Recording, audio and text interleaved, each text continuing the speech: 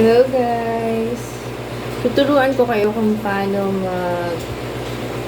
mag-wrapper, magbalot ng lumpia, ng spring roll, yung tamang pagbalot.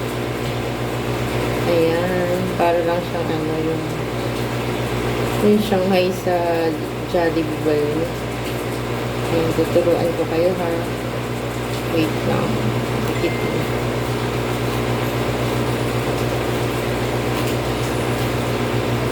Minsan po. Kumusta naman kayo dyan? Pag-ulan ngayon, isang magandang hapon sa inyong lahat. Ayan, imalay na natin. Ayan. Nakuha tayo dito. Malinis na yung aking kamay ha. Baka mamaya may mag-comment siya na tapos ilalagay lang natin siya dito. Ayan. Ayan. Then, tupi natin yung magkabilang side. Dati hindi ako ganito mag-wrap. Ngayon ko lang natutunan lang din.